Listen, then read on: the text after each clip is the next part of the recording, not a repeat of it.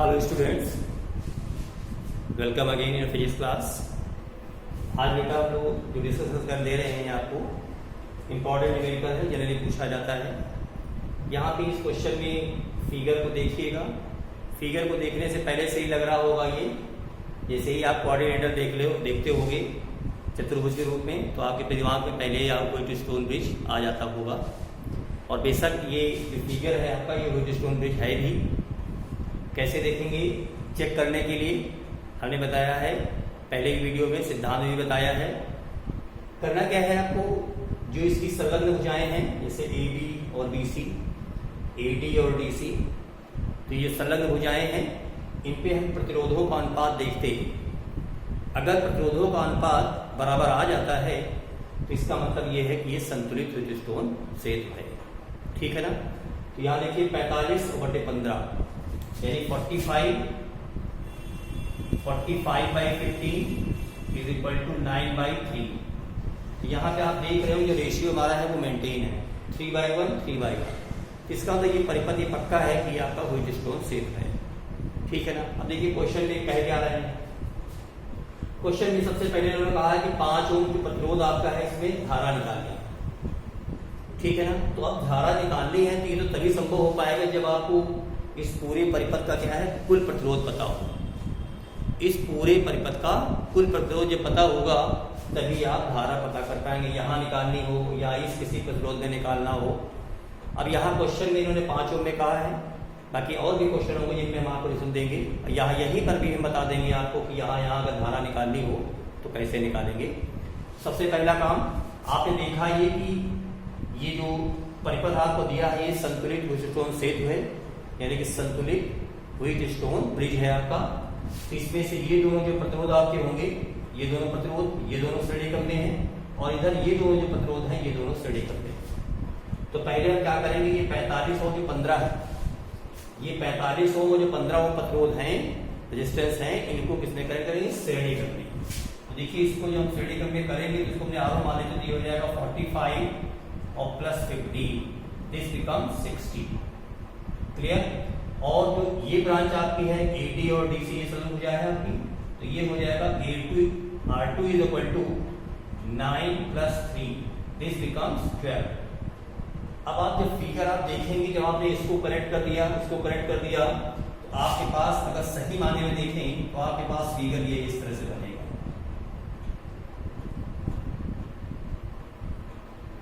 आपके पास फिगर अब ये बन गया है, छोटा सा हमने बना दिया है आपके समझने के लिए। ये आपका 3 वोल्ट बैटरी है, 5 ohm, this is 60 and this is 12 ohm. ये दोनों प्रतिरोध जुड़ गए आपके, ये दोनों प्रतिरोध जुड़ गए। ठीक है ना। अब देखिए ध्यान से, ये दोनों जो प्रतिरोध आपके हैं किसमें है, समांतर क्रम में है। तो इनको आप समांतर क्रम में जोड़ दीजिएगा तो 1/R3 = 1/60 + 1/12। तो ये हो जाएगा 60 यहाँ पर,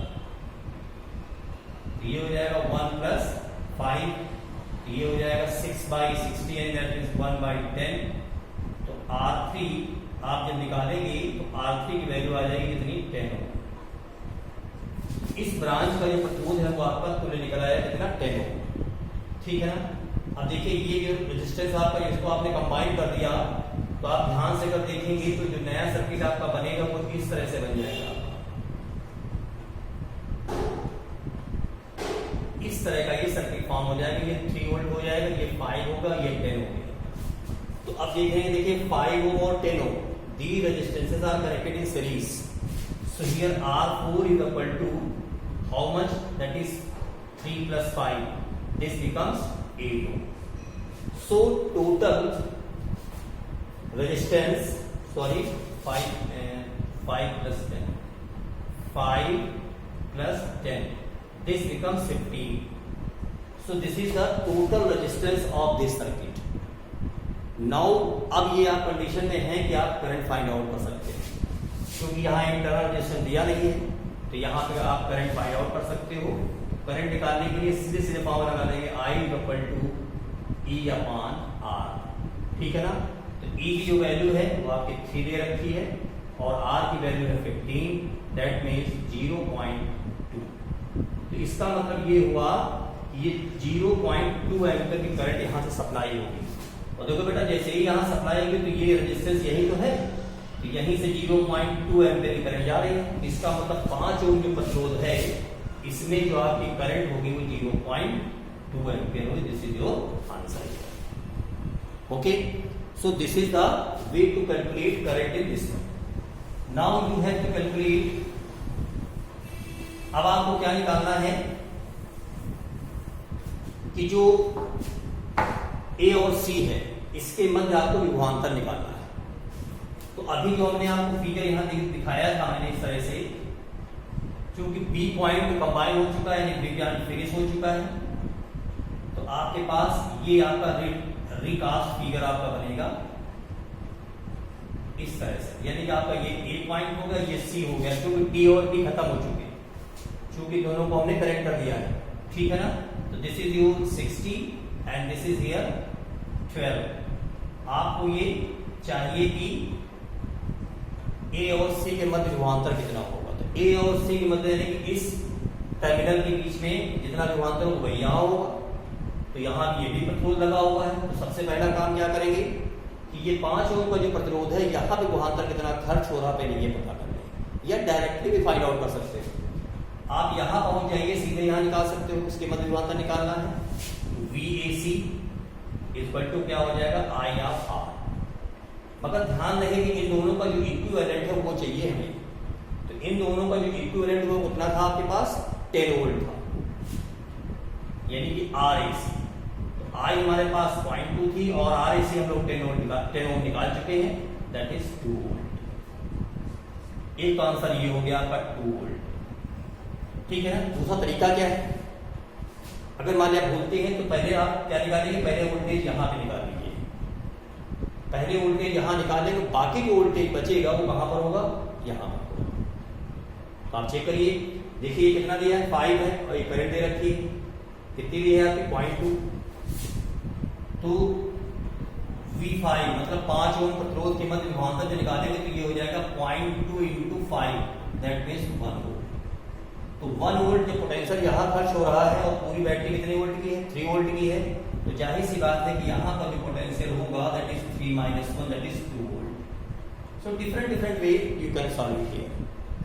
अब देखिए यही पर अगर ये कहते हैं कि इस ब्रांच में करंट कितनी होगी, इस ब्रांच में करंट कितनी होगी, यानी अगर आपसे वो 45 ओम में धारा पूछते हैं या इस 15 ओम में धारा पूछते हैं, तो नो डाउट यहाँ से जो करंट यहाँ से जाएगी I1 वही 45 ओम में होगी, वही 15 ओम में होगी, इसलिए क्योंकि ये दोनों प्रतिरोध किसमें है, श्रेणी क्रम में जुड़े हैं।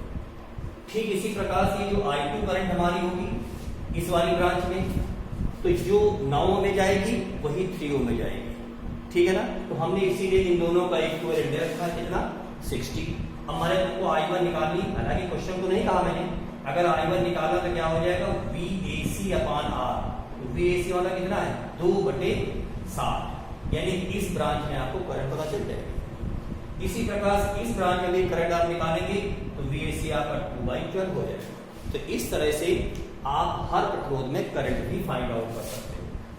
ठीक है ना। तो 2 आंसर आपके पूरे हो गए। अब बात आती है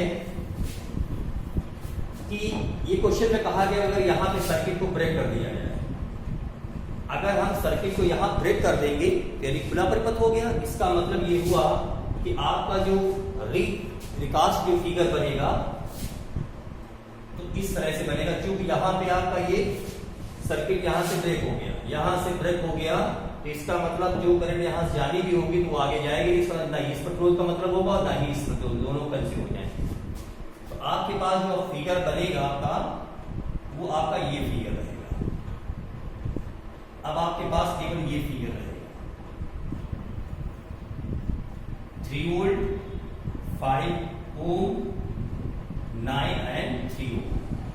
अब आपके पास ये फिगर और इसमें करंट एडी में धारा।